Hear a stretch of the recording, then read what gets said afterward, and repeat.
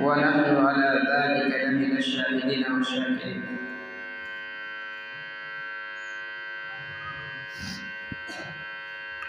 मुहर्रमुल हराम का महीना शुरू हो चुका है और हम सब जानते हैं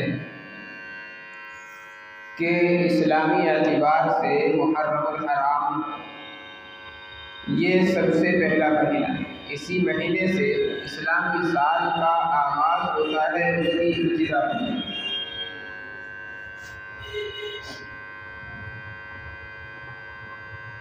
मुहर्रमुल हराम के ताल्लुक़ से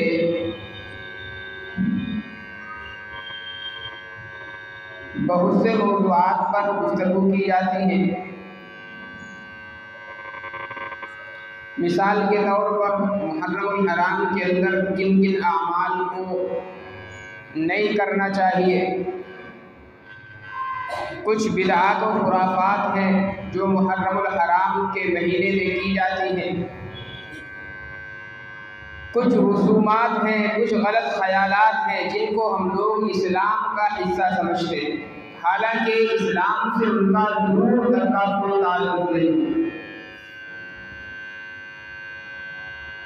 कुछ इस्लामी अहम वाक़ियात हैं जो मुहर्रमुल हराम के महीने में पेश आए हैं, उनका तज़किरा एक मुस्तक़िल मौज़ू है। मुहर्रमुल हराम की जो 10वीं तारीख़ है, जिसको यौम आशूरा कहा जाता है, 10 मुहर्रमुल हराम, जो बड़ी फजीलत वाला दिन है और हम लोगों के जहनों में जिस दिन के ताल्लुक़ से आम तौर पर ये बात बैठी हुई है कि 10 मुहर्रमुल हराम की जो फजीलत है वो इस वजह से है कि हज़रत हुसैन रज़ियल्लाहु ताला अन्हु की शहादत उस दिन में हुई। हालांकि आशूरा की फजीलत से हज़रत हुसैन रज़ियल्लाहु ताला अन्हु की शहादत का कोई ताल्लुक़ नहीं। हज़रत हुसैन की शहादत से पहले भी आशूरा की जो फजीलत थी वो अहादीस मुबारका के अंदर वारिद थी। तो ये जो मुख्तलिफ मौज़ूआत हैं मुहर्रमुल हराम के ताल्लुक़ से, ज़ाहिर है इन सब मौज़ूआत पर गुफ्तगू होनी चाहिए और इस्लामी अहकामात मुहर्रमुल हराम के ताल्लुक़ से हमारे सामने ज़रूर आने चाहिए, ताकि मुहर्रमुल हराम की बिदअत व खुराफात रसूमात का हमें पता चले, हमें ये मालूम हो कि कौन सी बातें हमारी इस्लाम के मुताबिक हैं, हमारी कौन सी रसूमात हैं, कौन सी बिदअत हैं जिन्हें हमने इस्लाम का नाम दे दिया लेकिन हकीकत में वो इस्लाम नहीं है।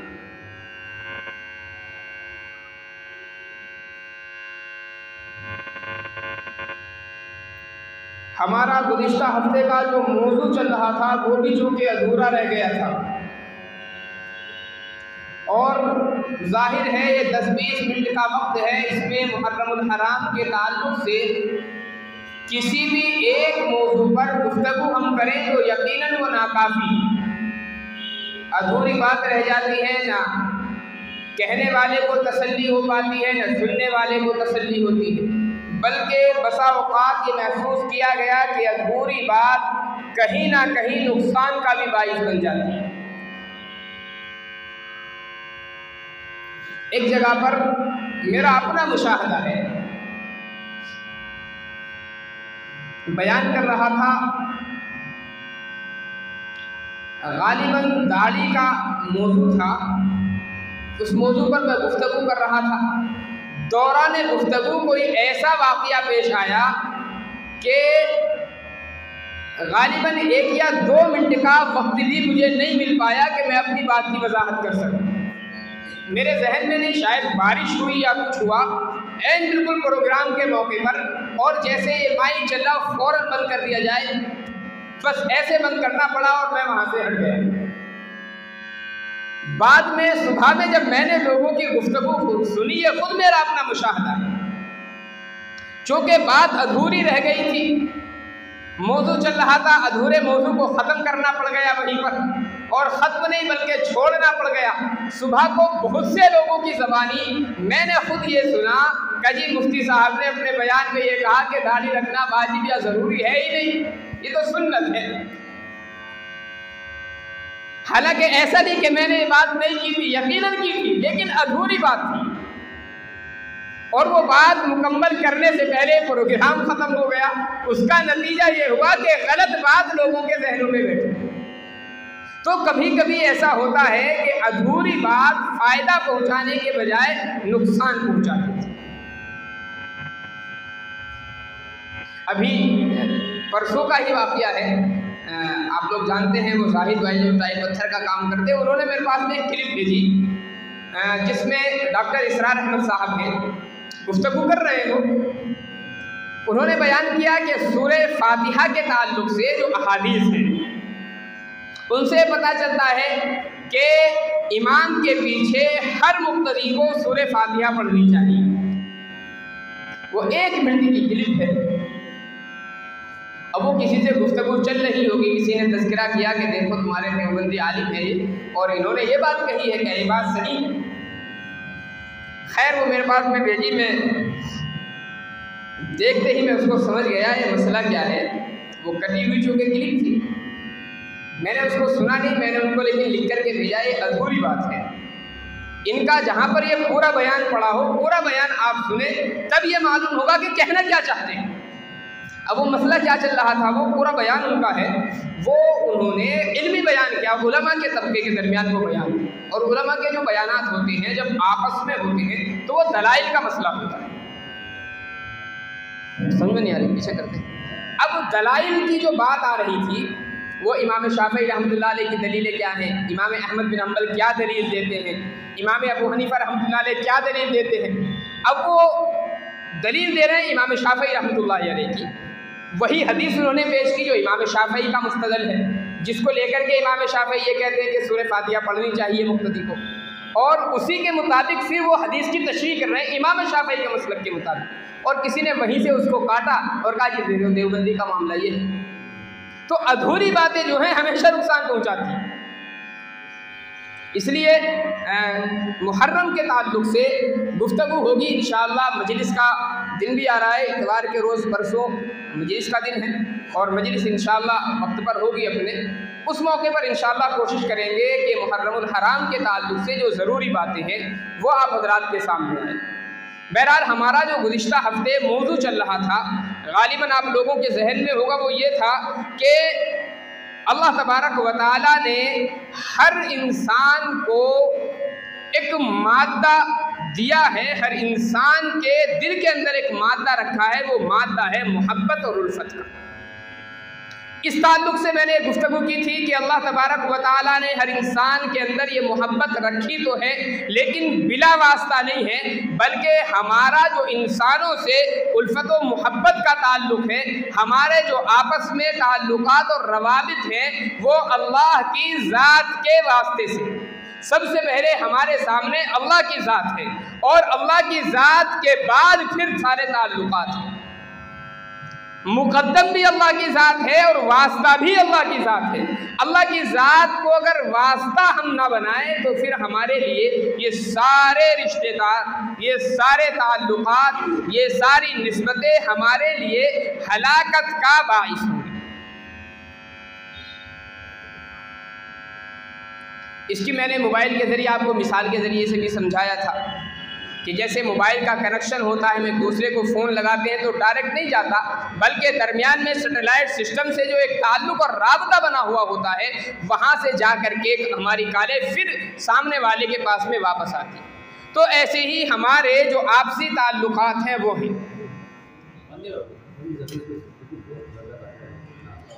हमारे जो रवाबित हैं, हमारे जो ताल्लुकात हैं, वो अल्लाह की ज़ात के वास्ते से हैं।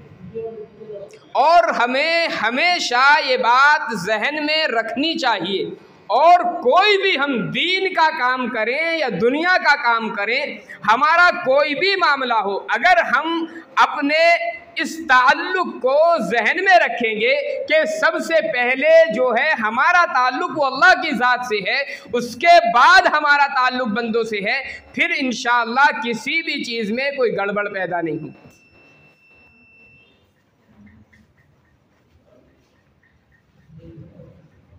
ये ताल्लुक़ जब दरमियान से निकलता है और अल्लाह के वास्ते का जब ज़ुहूल हो जाता है, इंसान भूल जाता है कि दरमियान में हमारे अल्लाह का वास्ता भी है, फिर कैसे कैसे बिगाड़ दुनिया के अंदर होते हैं। और इन रिश्तों की बिना पर अल्लाह दीन से कितना दूर हमें कर देता है, ये किसी से छुपी हुई चीज़ नहीं है और ना ये बयान करने के लायक है। हर इंसान अपना मुहासबा करे, हर इंसान खुद गौर करके देखे कि जब अल्लाह से रिश्ता मुनक़ते होता है और अल्लाह का वास्ता दरमियान से ख़त्म होता है, फिर कैसी कैसी खराबियाँ वजूद में आती। अगर दरमियान में हम अल्लाह के वास्ते को जहन में हमेशा रखें, किसी को कोई चीज़ हम दे रहे हैं, फ़र्ज़ कर लें मस्जिद के अंदर, मैंने मिसाल भी दी थी गुज़िश्ता हफ़्ते, मस्जिद के अंदर हमने कोई चीज़ लगाई है तो अल्लाह सवाब क्यों दे रहा है? इसलिए कि हमने जो दिया है वो मस्जिद को नहीं दिया, हमने तो अल्लाह को दिया है। हाँ, मस्जिद के नाम पर हमसे मांगा गया, लेकिन हमने 2 रुपये, 4 रुपये, 10 रुपये, 100 रुपये जो दिए वो अल्लाह को दिए हैं। अल्लाह ने कहा कि हाँ, मुझे तुम्हारी ये रकम कबूल है, मेरे बारगाह में ये तुम्हारी रकम कबूल की गई, अब मेरी जानिब से तुम मेरे घर में जाकर के ये पैसा लगाओ, तब अल्लाह इसका सवाब अता फरमाता है। वरना तो आप फ़र्क महसूस करें। एक आदमी वो है जिसके जहन में ये है, यार मैं 50,000 रुपये आज मस्जिद में जाकर के देता हूँ, बड़ा नाम होगा मेरा। हम सब जानते हैं कितना सवाब उसको मिलेगा, 50 पैसे का सवाब उसको नहीं दिया जाएगा। क्यों? लग तो वो भी मस्जिद में रहा है। आप एक ईंट ला करके मस्जिद में लगा रहे हैं तो अल्लाह की जानिब से ऐलान क्या है कि अल्लाह आपके लिए जन्नत में घर बना रहा है। एक बंदा पूरी मस्जिद आकर के अपने पैसों से बना दे, लेकिन जहन में उसके ये बारे बंद कर दो, भाई इसको सेट तुमसे होता नहीं, बिला वजह इसका शोर करा रखते हो। फिर अगर पूरी मस्जिद भी बंदा अपने जाती पैसों से आकर के बना रहा है और उसके जहन में ये बात है कि लोग मुझे ये कहेंगे बड़ा मालदार आदमी है, बड़ा सखी है, देखो अल्लाह के राह में कितने पैसे कुर्बान कर रहा है, क्या एक ईंट का भी सवाब मिल जाएगा उसको? एक ईंट का सवाब भी नहीं मिल रहा, हालांकि दोनों पैसा मस्जिद में लग रहा है। आपने सिर्फ एक ईंट लगा दी तो अल्लाह ने जन्नत में घर बनाने का वादा आपसे कर लिया। भाई तुम्हारी ईंट कौन सी कोई दुनिया से अलग बनी हुई ईंट थी आपकी, या आपके जो पैसे थे वो दुनिया से अलग थे क्या, कि आपका पैसा हो गया और उसका पैसा कोई पैसा नहीं। ये जो फर्क है ये अल्लाह से रब्त और ताल्लुक का फर्क है।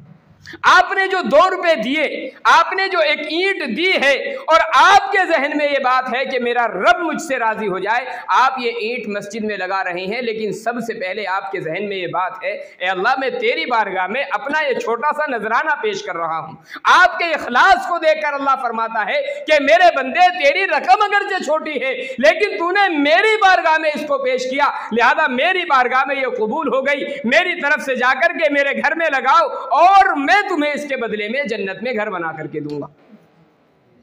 एक आदमी वो है लोगों के दिखलावे के लिए मस्जिद बना रहा है, पूरी मस्जिद तामीर कर दी, कई करोड़ रुपए उसने लगा दिए, लेकिन जहन में अल्लाह आया ही नहीं।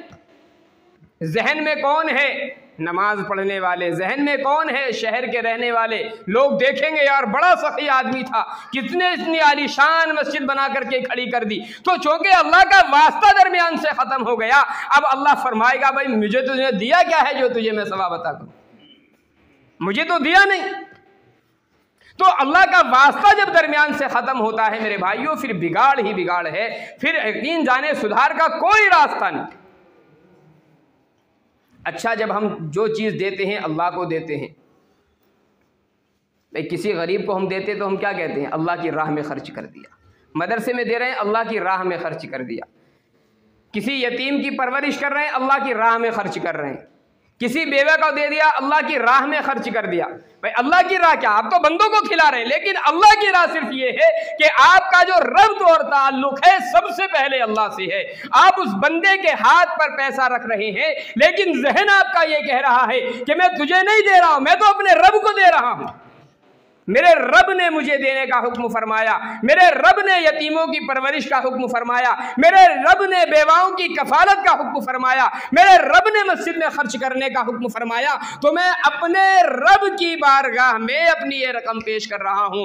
अब मेरा रब ये कहता है तूने मेरी बारगाह में दे दिया, मेरा फला बंदा यतीम है, उसको ज़रूरत है, उसके हाथ पे जाकर के मेरी तरफ से रख। अब आप अल्लाह की जानिब से जाकर के उसके हाथ पर रखते हैं तो अल्लाह सवाब इनायत फरमाता है।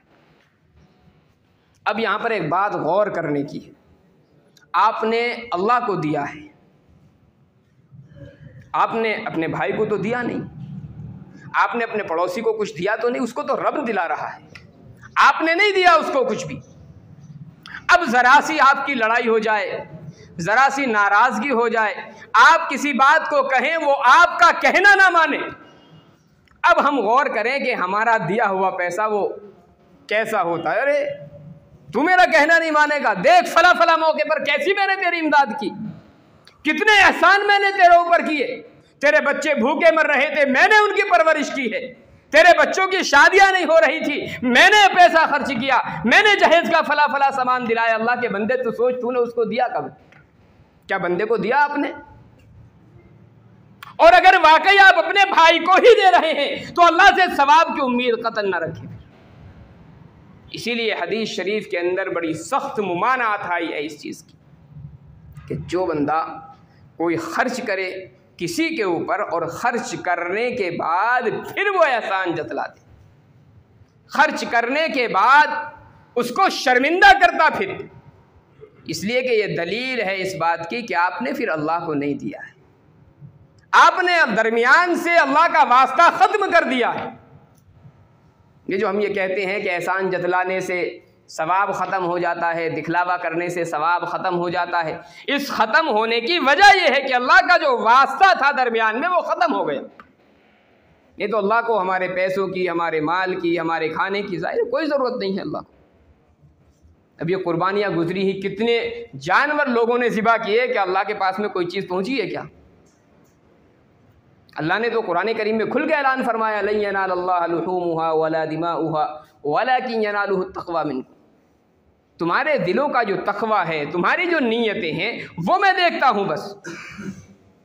हम कुर्बानी करते हैं, नीयतें क्या होती हैं? अल्लाह तेरी राह में हम जानवर कुर्बान कर रहे हैं। अल्लाह कहता है ठीक है तुमने मेरी राह में कुर्बान कर दिया, मेरे लिए कुर्बानी दे दी, मुझे तुम्हारी कुर्बानी कबूल है, अब ये गोश्त मैं तुमको हदियतन वापस कर रहा हूँ, मेरी तरफ से खाओ। इसलिए तो हदीस शरीफ के अंदर आता है कि ईद के रोज़ जो है तमाम बंदे अल्लाह ताला के मेहमान होते हैं।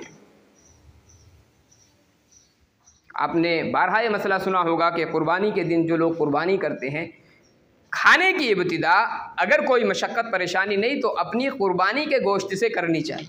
यह कुर्बानी के गोश्त से खाने की इब्तिदा क्यों है? खाना तो सब अल्लाह का है और सारी नेमतें अल्लाह की है, लेकिन उस दिन ख़ास तौर पर हम अल्लाह के मेहमान होते हैं। हमने जो कुर्बानी की अल्लाह की बारगाह में पेश कर दिया, अल्लाह ने वो गोश्त लौटा करके मेहमानी के तौर पर हमें दिया है कि तुम आज मेरे मेहमान हो, मेरी तरफ से मेज़बानी का इंतज़ाम यह किया गया कि तुमने जो मेरी बारगाह में कुर्बानियाँ की थी अब उस कुर्बानी के गोश्त को तुम इस्तेमाल करो। इसलिए हम कहते हैं कुर्बानी के दिन, ईद के दिन बंदा अल्लाह का मेहमान होता है और मुस्तहब यह है कि अपने कुर्बानी के गोश्त से खाने की इब्तिदा करें। तो ये जो ताल्लुक़ है अल्लाह का दरमियान में, ये जो वास्ता है, मेरे भाइयों आप यकीन जाने तमाम आमाल के कबूलियत की जड़ भी ये है, तमाम आमाल की कबूलियत की असल है और इंसान के सीधा चलने का सबसे अहम ज़रिया भी है। ये जो हमारे दरमियान में बहुत सारे बिगाड़ आ गए ना, ये इसकी वजह मेन ये है कि हमने अल्लाह के दरमियानी वास्ते को भुला दिया है।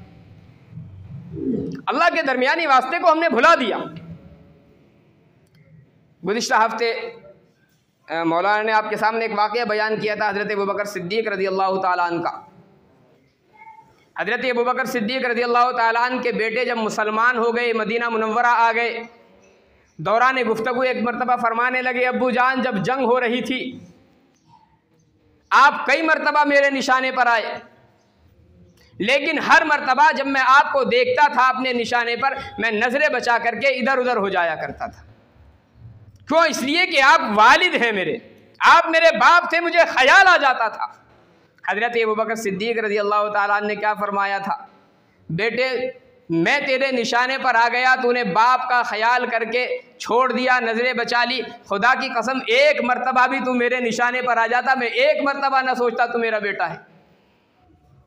ये क्यों कहा गया? इसलिए कि बेटे के जहन में कोई वास्ता नहीं है।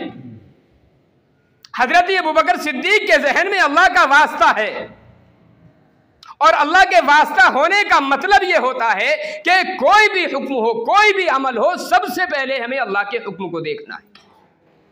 अगर हमारे जहनों में अल्लाह का वास्ता होगा तो अपनी औलाद को देख करके दीन से बहकेंगे नहीं, अपने खानदान की वजह से दीन को छोड़ना गवारा नहीं करेंगे, अपनी बस्ती की वजह से दीन के खिलाफ हम कोई अमल करें, ऐसा नहीं हो सकता। इसलिए कि सबसे पहले जो हमारा ताल्लुक है वो अपने रब से है। शादियां हो रही हैं जी, औलाद नहीं मान रही, डीजे मजबूरन लेकर के आना पड़ गया। मतलब क्या है? आपने अल्लाह के वास्ते को खत्म कर दिया है।